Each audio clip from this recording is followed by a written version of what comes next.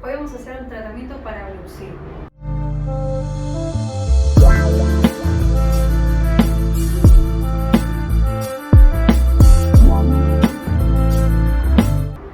El bruxismo se trata de una patología en la cual uno realiza una contracción involuntaria de los músculos de la masticación.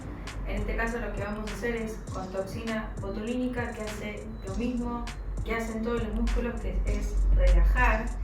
Vamos a relajar el músculo massetero únicamente en esta oportunidad. La idea es, al relajar el músculo que genera esta contracción involuntaria durante la noche, aflojar los síntomas que genera esta contracción durante la noche. Es un tratamiento muy sencillo, son pocas punturas, muy rápido.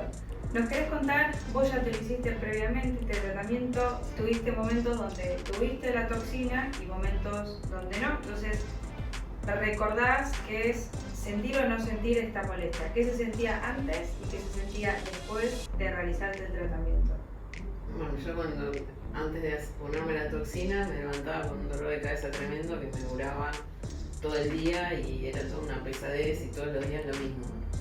Y a partir de que me coloqué la toxina, se me pasó el dolor de cabeza y dormí mejor, como que descansé mucho mejor. Bien.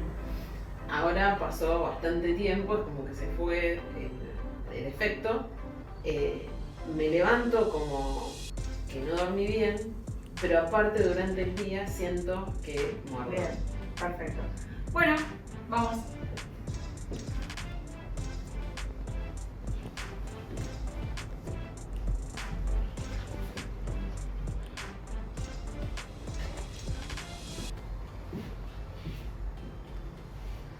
Morder. Perfecto, relaja.